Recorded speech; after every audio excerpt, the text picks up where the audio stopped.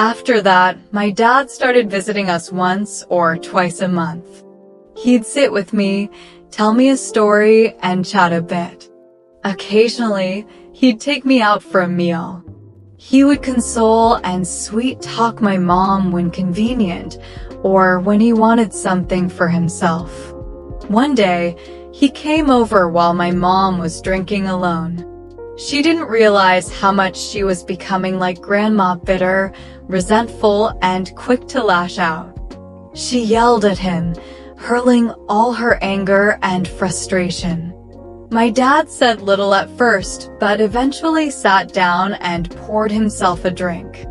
He talked about the shitty things going on in his marriage and life. Together, they drank, trading complaints about their miserable lives until the night blurred into nothingness.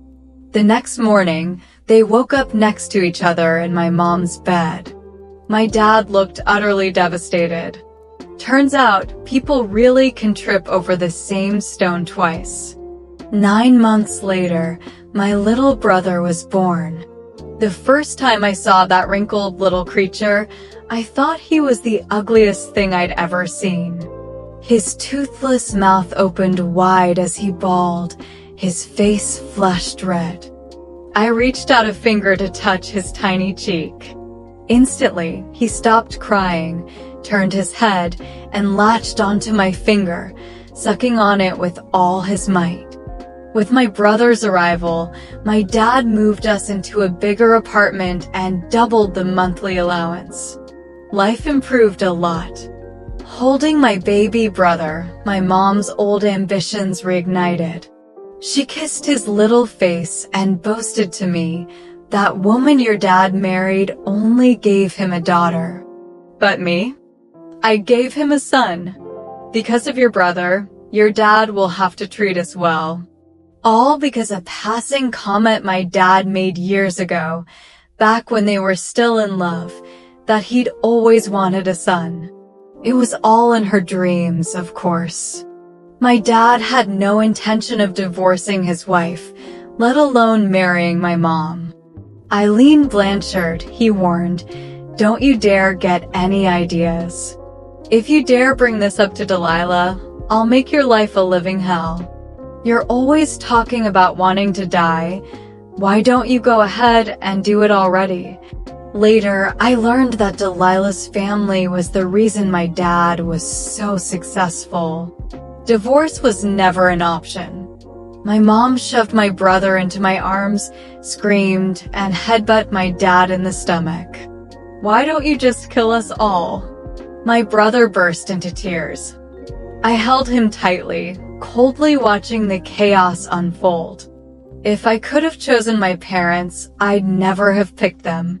The fight ended with my mom battered and bruised and my dad sporting a bloody scratch across his face. From then on, my mom stopped dreaming of a future with my dad. She finally understood that nothing she does would change anything. With her dreams dashed, she shifted her focus. "Who cares about a wife title?" she said. "You two are his kids. He can't deny that. From now on, I'll spend his money like there's no tomorrow." Why not? Not spending it would be a waste. She threw herself into gambling, staying up all night at the tables.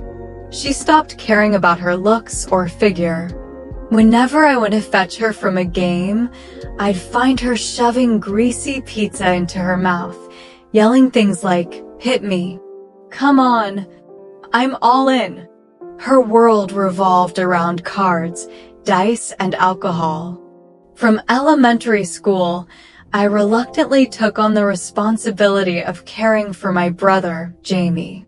While other kids' first words were "Mom" or "Dad," his were "Sissy." When other kids cried, they ran to their parents. When he cried, he came to me. I used to resent this little burden. Because of him, I had no childhood. I couldn't play like other kids. After school, I had to go straight home.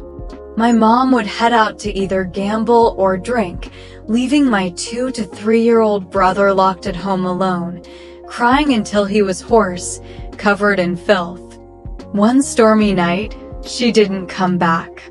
Thunder roared outside, and I huddled under my blanket, trembling.